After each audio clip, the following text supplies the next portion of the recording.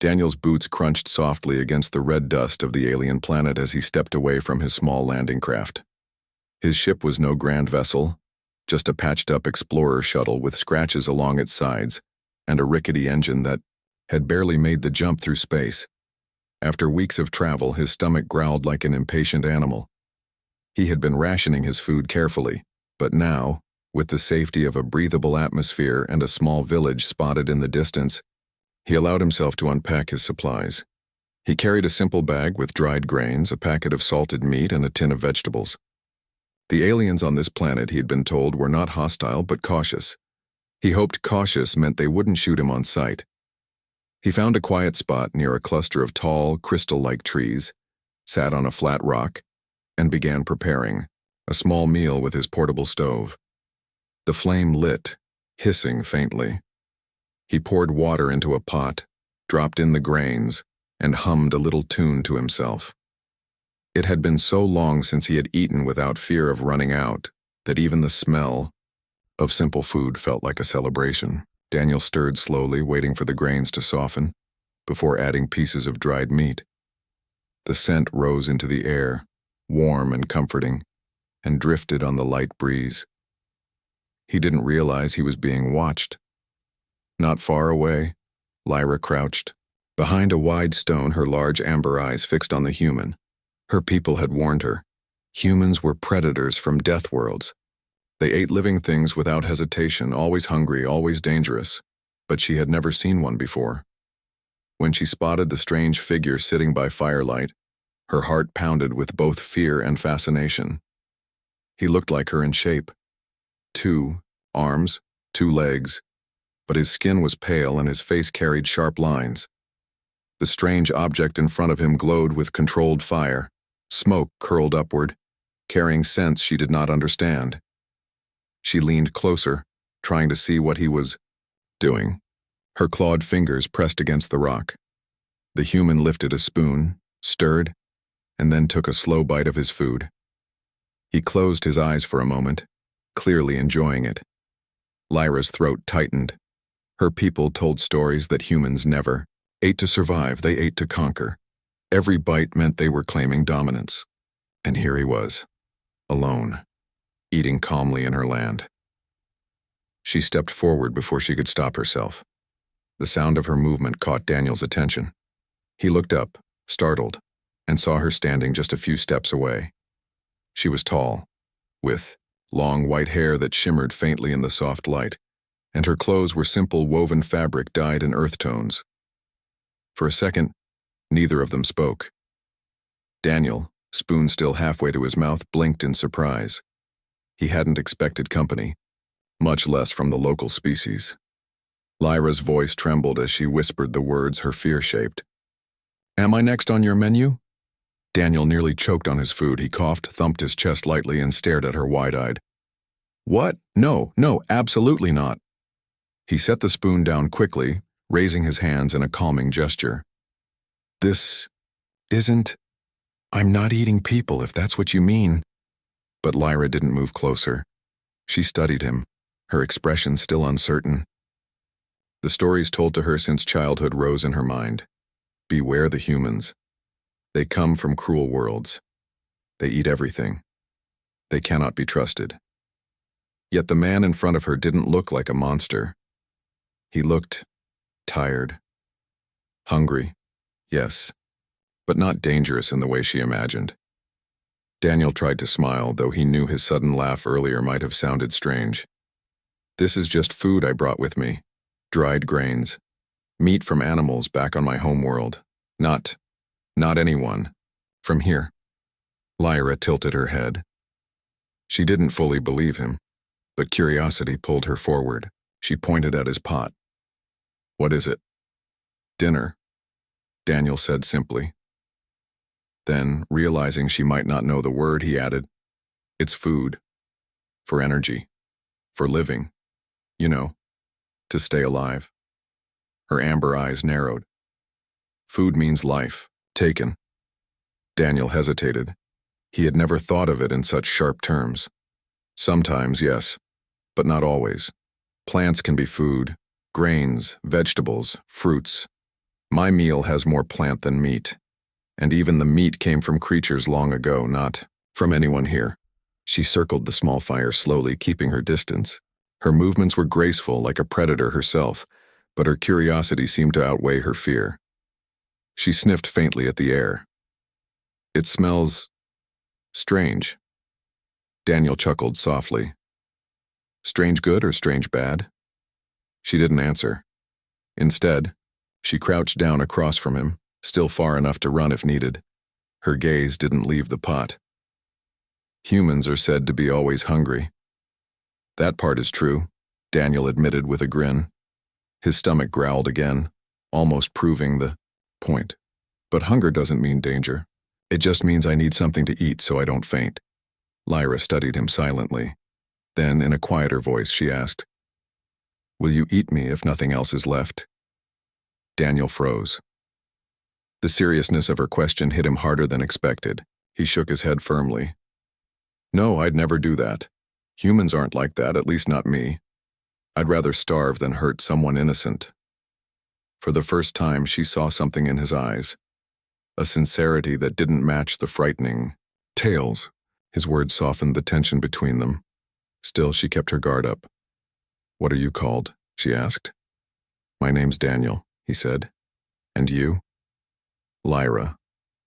Daniel nodded slowly, pleased at least that they were exchanging names.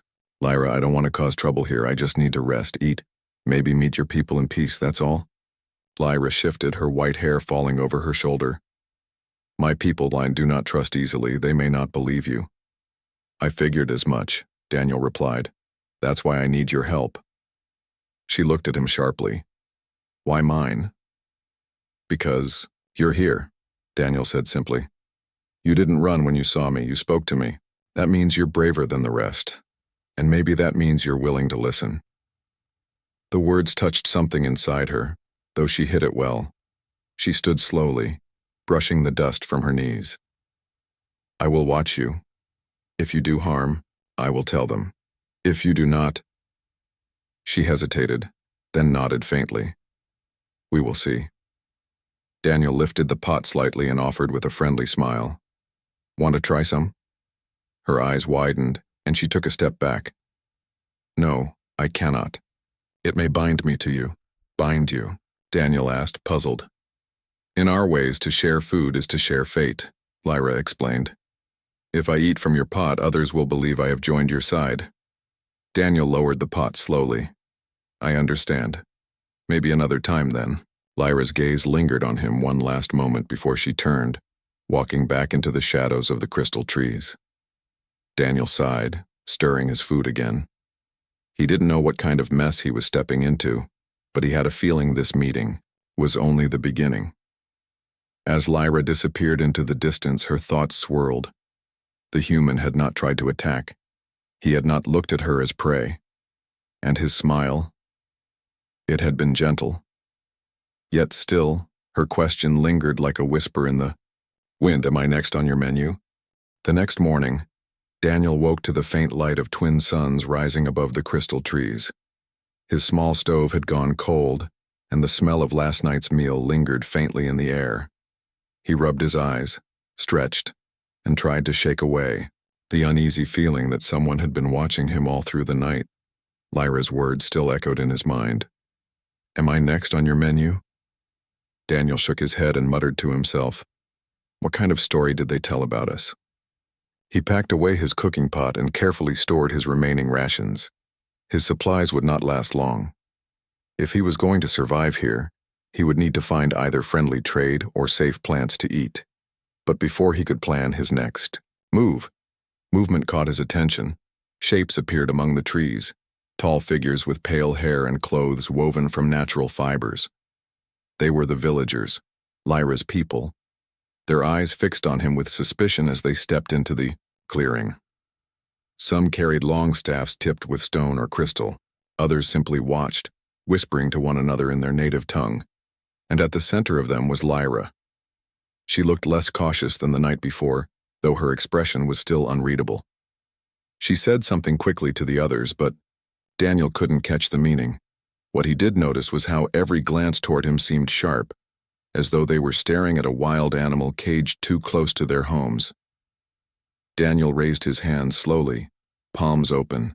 "I don't want trouble, just peace." A tall elder, his white hair braided tightly down his back, stepped forward. His voice was stern. "You're the human." Daniel nodded. "Yes, my name is Daniel." The elder frowned deeply, as though even the sound of the human's name was unpleasant. "We have heard of your kind. Hungry mouths, endless taking. Where you walk, silence follows. Where you eat, nothing remains." Daniel felt his chest tighten. It was worse than he thought. These people truly believed humans were nothing but destroyers. He glanced toward Lyra, hoping for support, but she only watched quietly. "That's not true," Daniel said carefully. "I eat to live, not to conquer. Last night I cooked my food. It came from far away. My own world, not yours." The villagers whispered again, their voices rising with unease. One young warrior pointed a staff toward Daniel's pack. "Show us," he demanded. "Show what human food looks like." Daniel hesitated. He didn't want to appear weak, but refusing might cause more fear. Slowly he opened his pack and took out the sealed bag of dried grains and the small tin of vegetables. He held them up. "This is food, plants, grains, not people, not anyone from here." Some villagers leaned closer, curious. Others recoiled, as if the items were dangerous. "It is still life taken," the elder declared. "Even plants are alive. You cut, you burn, you chew. What is left after humans finish?" Daniel struggled to answer. "We plant more. We grow more. We take, but we also give back. That's how my people survive." His words seemed to confuse them. Farming was not a concept they fully understood. Their world provided fruits and crystal-like roots naturally. To them, taking from the earth without giving was an endless hunger. One woman whispered loudly enough for all to hear, "He eats. He will not stop. One day he will eat us too." The murmurs grew sharper. Fear spread like fire. Daniel's heart pounded. This was not going well. Then Lyra stepped forward. She lifted her hand, silencing the crowd for a moment. "I saw him eat," she said clearly. "He did not look at me as food. He did not chase. He only sat and cooked. His hunger is not for—" The villagers looked at her with shock. One elder woman gasped, "Lyra, you were near him, you spoke?" Lyra's chin lifted proudly. "Yes, and he did not harm me." The crowd stirred, their whispers now mixed with doubt. Some seemed angry with her boldness, others simply confused. Daniel saw his chance and spoke quickly. "I don't want enemies. I came here by accident. My ship needs time to repair. I just need food and rest. Then I will leave in peace." The elder studied him long and hard. "We will not drive you away, yet. But you will be watched. Every bite you take, we will see. If you prove the stories true, you will not leave alive." Daniel swallowed hard but nodded. "Understood." The villagers began to retreat, still throwing sharp looks his way. Only Lyra lingered behind. When the others were gone, she approached him slowly. "You spoke with honesty," she said, "but their fear is old. It will not vanish quickly." Daniel let out a breath he didn't know he had been holding. "I noticed. Thanks for speaking up." Lyra's eyes softened slightly, though her tone remained cautious. "I spoke because I saw with my own eyes. Still, if you make one wrong step, they will strike." "I'll be careful," Daniel promised.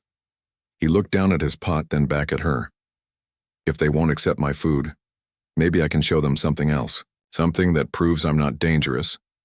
Lyra tilted her head. "Like what?" Daniel thought for a moment.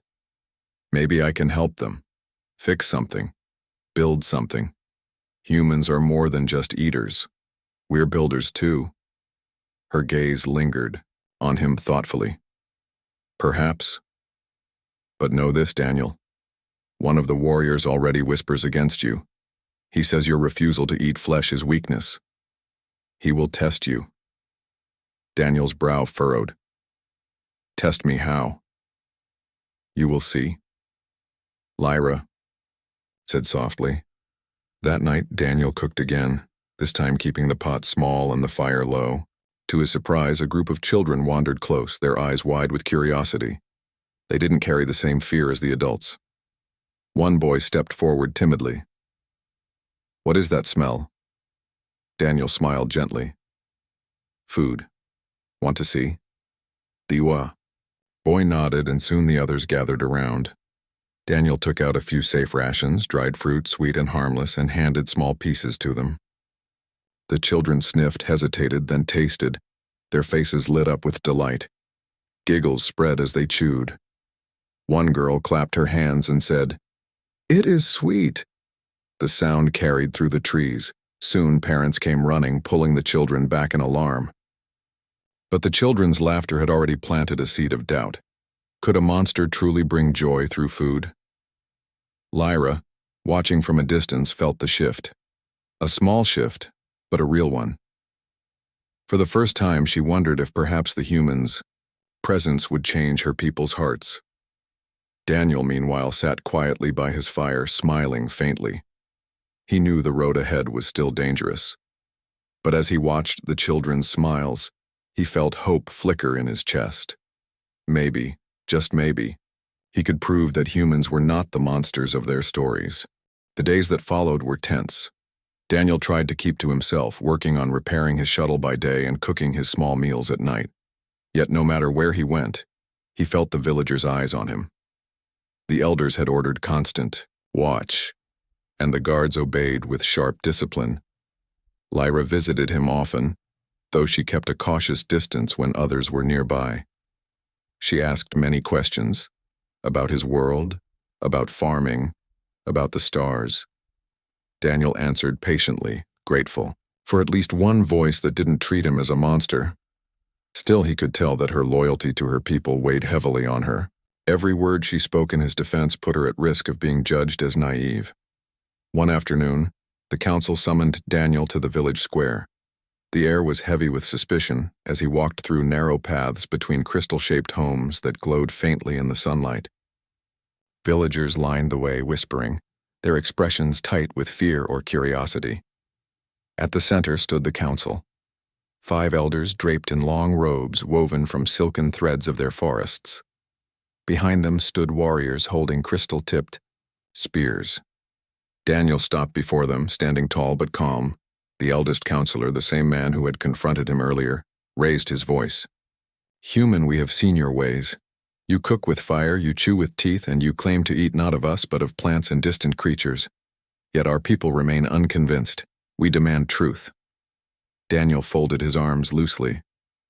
"I've been honest from the start. I only eat to live. I don't hunt your people. I don't even want to hurt your animals. I want peace."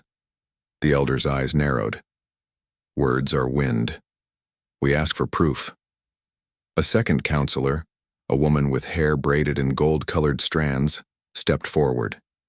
In her hand, she carried a strange basket filled with raw roots, fruits, and at the very top, a slab of dark meat from a local beast. "You will show us," she declared. "Here now. Choose what you eat before us all." Daniel blinked. He realized this was no casual request. It was a trial. The entire village had gathered around, their voices hushed, waiting to see what he would do. He stepped forward and looked inside the basket. The roots looked edible, though strange. The fruits gave off a faint citrus scent. The meat, however, looked tough and dangerous. He could feel the eyes of the warlord, the tall, scarred warrior who had been glaring at him since his arrival, burning into his back. Daniel understood what this was. If he chose the meat, they would call him a predator. If he refused it, the warlord would call him weak. Slowly, Daniel reached for the roots. He sliced a piece with his small blade, then set it into his pot with some water. As it cooked, he added a few grains from his own supply. The villagers leaned closer, whispering at the sight. Smoke curled upward, carrying a savory scent. When it was ready, Daniel lifted a spoonful, blew gently, and took a bite. The taste was earthy, but not unpleasant. He nodded. "It's good. Your land gives strong food." He offered the pot forward. Would you like to try? The villagers gasped. Sharing food was sacred. The elders hesitated, but one of the younger villagers stepped forward, one of the children who had already tasted his dried fruit before. The boy took a cautious spoonful. After a pause, his face lit up. "It is safe," the boy shouted. "It tastes good." Murmurs spread. Some villagers looked relieved. Others frowned, unconvinced. The warlord stepped forward, his deep voice cutting through the crowd. He avoided the flesh. He hides his hunger. He pretends weakness to win your trust. Daniel faced him calmly. "I don't need to eat flesh to prove myself. I chose what gives life without killing," the warlord sneered. "Then prove it in battle. If you are strong, fight. If you are weak, leave or die." Gasps filled the air. Lyra stepped forward quickly. "No, he came in peace." The warlord ignored her, his eyes locked on Daniel. "A predator who will not eat flesh is a predator waiting for the right time. I will show his true nature." Daniel's heart sank. He had no wish to fight, but refusing might doom his chances of earning the village's trust. The council whispered among themselves before the eldest elder raised his hand.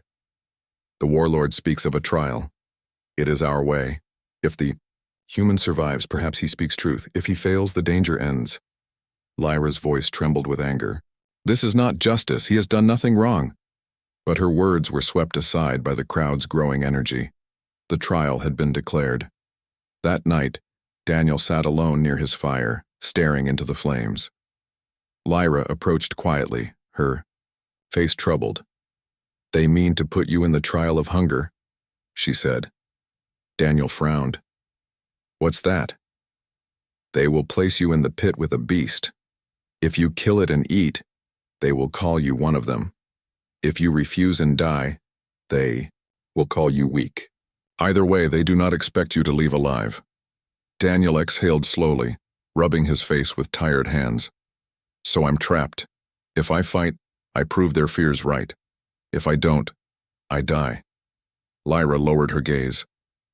"I tried to stop them, but the warlord has many who follow him. They believe strength means hunger and blood." Daniel looked at her with weary eyes. "And what do you believe?" Lyra hesitated. Her heart was conflicted. But then she said softly, "I believe what I saw. You shared food, not teeth. You brought laughter to children, not fear. That is not the way of a monster." Her words gave Daniel a small spark of hope. He smiled faintly. "Then I'll just have to prove it again. Not with blood, but with something better." Lyra tilted her head. "How? The beast is real. It will attack." Daniel thought for a long moment. "Then maybe I don't have to fight it the way they expect." Lyra's eyes widened slightly as she understood his meaning. "You mean to outthink it?" Daniel nodded. "Humans don't always win with strength. Sometimes we win with our minds." For the first time since arriving, Lyra felt a quiet certainty stir within her. Perhaps this human truly was different. Perhaps he could change what her people believed. Still, as the sun set and the village prepared the pit for the trial, she knew the path ahead was dangerous. Daniel would face not only the beast but the fear and hunger inside the hearts of her people. And in the shadows, the warlord sharpened his spear, eager for the moment the human would be thrown into the trial. The pit was wide and deep, carved from the red stone of the ground. Its walls were rough but too steep to climb. Torches burned around the edge, their flames flickering in the dry air. The whole village had gathered, their voices rising like a storm of whispers. At the center of it all stood Daniel, his wrists unbound but with no weapon in his hands. The warlord towered above him at the rim, spear in hand. His scarred face twisted into a grin. "The trial of hunger begins. Let us see if the human is predator, prey, or nothing at all." Daniel looked up at the villagers. Their eyes glowed with fear and expectation. Some clutched their children close. Others leaned forward, eager to see what would happen. Lyra stood apart, her fists clenched, her face tight with worry. The council raised their hands and a heavy gate creaked open at the far end of the pit. From the shadows emerged the beast. It was massive, with thick scales that shimmered in the torchlight. 4 clawed legs and a mouth filled with sharp teeth. Its yellow eyes locked on Daniel, and a low growl shook the ground. The villagers gasped, some crying out in excitement, others in fear. Daniel's heart hammered, but he forced himself to breathe slowly. He whispered to himself, "Don't fight it their way. Think, think." The beast prowled closer, muscles coiling as it prepared to leap. Daniel scanned the pit quickly. The ground was scattered with bones of past victims. A few broken spears, jagged rocks, and scraps of old rope lay half buried in the dust. Not much, but enough for someone who knew how to improvise. When the beast lunged, Daniel rolled aside, barely avoiding its snapping jaws. He grabbed one of the broken spears and pointed it forward, not to strike, but to hold distance. The beast snarled and circled him, confused by his restraint. Above, the villagers shouted. Some urged him to kill. Others whispered that he would be torn apart. Lyra's eyes followed his every move. She noticed something the others didn't. Daniel wasn't trembling in blind fear. He was studying the creature, learning its movements. Waiting for the right moment, the beast lunged again. Daniel threw dust into its eyes, making it flinch. Then, instead of stabbing, he broke off a piece of dried ration from his pocket and tossed it toward the creature. The meat skidded across the ground. The beast sniffed it, then snapped it up quickly. Gasps spread through the crowd. "He feeds it?" one villager shouted. "Madness!" another cried. The warlord sneered. "Tricks. He will be eaten next." But Daniel saw something else. The beast wasn't only rage, it was hunger. Like him, it only wanted food. He pulled out more rations, tossing them in different directions. The beast followed, distracted, its snarls softening into sniffs and chews. Slowly, carefully, Daniel stepped closer. He spoke in a calm voice, though the beast could not understand. "Easy. I'm not your enemy. Just hungry.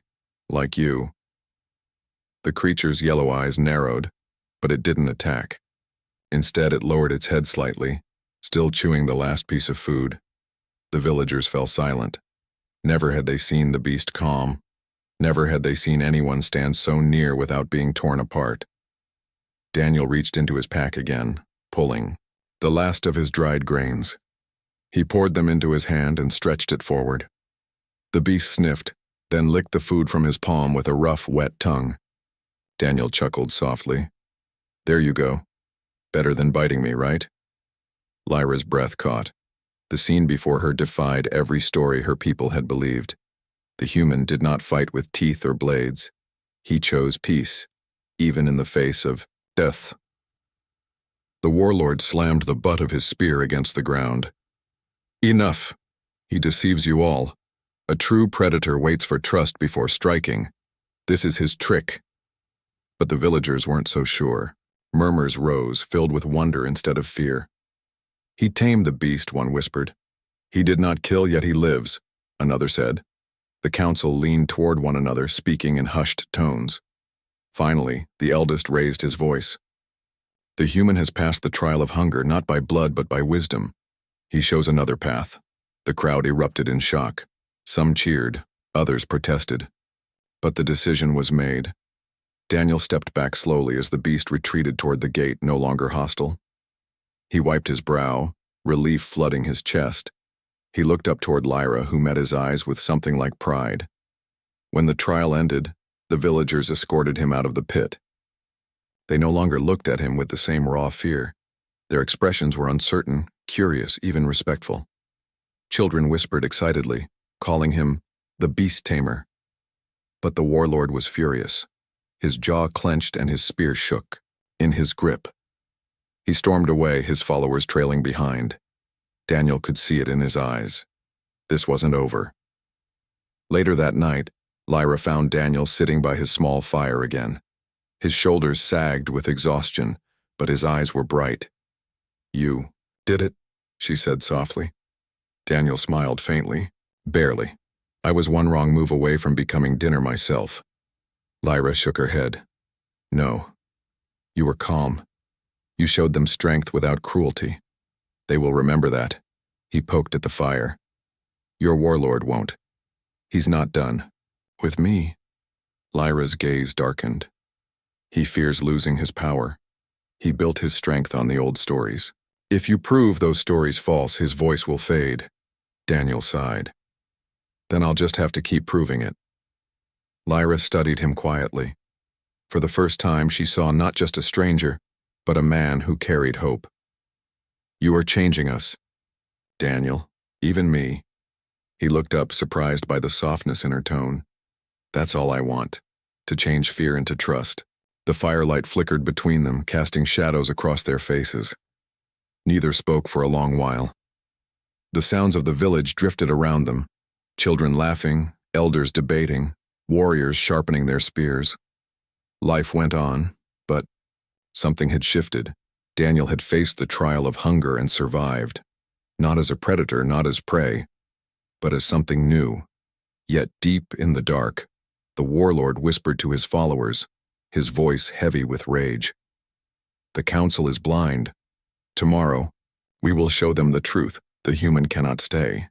The village was never quiet after the trial of hunger. Whispers filled every corner. Children repeated the story with wide eyes, imitating Daniel's calm voice and the way the beast had licked food from his hand. Some elders shook their heads, saying it was unnatural. Others argued it was proof that humans were not what they had feared. Daniel felt the change each time he walked through the narrow paths. No longer did every gaze burn with suspicion. Some villagers even greeted him with nods, though their voices still carried caution. A few mothers pulled their children close, but the little ones often slipped away to peek at him, their laughter breaking the tension. Lyra stayed near him often now. She asked questions about Earth, about farming, and about the strange tools in his pack. Daniel explained simply, showing her how humans tilled soil, planted seeds, and cared for crops. He even offered to plant a small patch near the village with the leftover grains from his rations. When the first green shoots sprouted days later, the villagers stared in awe. Plants that grew by choice, not only by nature, it was a wonder they had never seen. Yet not everyone celebrated. The warlord's anger grew darker each day. His pride had been wounded before the entire village. He had declared the human a liar and a predator, but Daniel had survived without killing. The people's faith in him weakened, and that made the warlord dangerous. One evening, as Daniel worked on repairing his shuttle, Lyra approached with urgency in her steps. Her pale hair glowed faintly in the twin sunset light. They are planning something, she whispered. Daniel looked up. Who? The warlord and his followers. They say the council is blind. They want to drive you out, even if it means blood. Daniel rubbed the back of his neck. I was afraid of that. Lyra's eyes softened, and for the first time she placed a hand lightly on his arm. You must be careful. You showed them peace, but he only sees challenge. He will not stop. Daniel gave her a faint smile. Then I'll face him, the same way I faced the beast. Not with anger, but with something better. Lyra tilted her head, her voice quiet. What could be better when he comes with a spear? Daniel's smile grew. Proof. Actions stronger than weapons. The next day, the warlord gathered his followers at the village square. He shouted before the crowd, his voice thundering. This human is a trickster. He fed the beast to fool your eyes. He grows strange plants to bind your stomachs. He seeks to weaken us, to turn us soft. Do you not see? Some villagers murmured agreement, but many shook their heads. They remembered the laughter of their children, the gentle way Daniel had offered food, and the calmness in his trial. Doubt spread among them, and the warlord's rage burned hotter. Daniel stepped forward, his voice calm, but clear. I am not here to weaken you. I am here to share. If my food brings life, is that weakness? If my hands build, not destroy, is that a trick? The crowd quieted. The warlord's eyes narrowed. Then face me, human. One last trial. No beast, this time. Me. If you win, they may follow you. If you lose, they will see what you truly are. Daniel hesitated, Fighting the warlord was exactly what he didn't want, but he also saw the trap. If he refused, the warlord would claim cowardice. Before he could answer, Lyra stepped forward, her voice steady. No more trials, he has proven enough. The warlord laughed cruelly, spoken like one already bound to him. Tell me, Lyra, when he finishes his meals, does he whisper to you which part he will eat next? The crowd gasped at his words. Daniel's chest tightened. Lyra's cheeks flushed, but she did not look away. She lifted her chin proudly. He offered me food, she said clearly. Not teeth, not fear. And I saw something you will never show us. Mercy. The villagers murmured again, louder this time. Some nodded. The tide was shifting. The warlord roared in anger and charged at Daniel, spear raised. Gasps filled the EDO. Daniel didn't move to draw a weapon. He had none. Instead, he sidestepped, letting the warlord's strength carry him past. The spear struck the ground, sparks flying. Daniel caught the shaft, twisted, and sent the weapon spinning out of the warlord's grip. He didn't strike back. He only held the spear for a moment, then threw it aside. I will not fight you, Daniel said firmly. You want blood. I want peace. If you think that makes me weak, so be it. But weakness does not tame beasts. Weakness does not grow food. Weakness does not earn trust. The silence that followed was heavy. The villagers stared breathless. The warlord staggered to his feet, his pride shattered. Without a weapon, without support, his voice lost its power. Slowly, one by one, the villagers turned away from him and toward Daniel. The eldest counselor stepped forward. His voice carried authority. Enough. The human has proven his way. The stories we carried were shadows. We see now that not all hunger is danger. Cheers rose from the crowd. Children clapped, elders nodded, and warriors lowered their spears. The warlord, defeated, left in silence, his followers scattering. Daniel let out a long breath. Relief swept through him. He turned to Lyra, who smiled faintly for the first time since they met. You see, he said softly, not strength of arms, strength of choice. Lyra nodded, and they listened, because you showed them. That night, the village held a small gathering. Daniel shared what food he had left, cooking a stew of grains and the local roots. This time, not only the children came forward, elders and warriors too tasted the food. The air filled with laughter and cautious joy. Lyra sat beside him by the fire. She leaned closer and whispered, her voice gentle. Do you remember the first words I said to you? Daniel chuckled. Hard to forget. Am I next on your menu? Her amber eyes glimmered in the firelight. And now? Daniel smiled, warmly. Now you're the one sharing the menu with me. Lyra laughed softly, and for the first time there was no fear between them, only trust. In the days that followed, Daniel's shuttle was repaired with the help of villagers who now saw him as a friend. But when the time came to leave, Lyra stood at his side, her hand resting lightly against his. You could go, she said. Back to your stars. Daniel looked at her, then at the green patch of plants sprouting in the soil. Or I could stay, at least for a while. There's more to grow here than just food. Lyra smiled, understanding his meaning. The human who had once been feared as a predator had become something else entirely. A bridge between worlds and perhaps something even greater in Lyra's heart.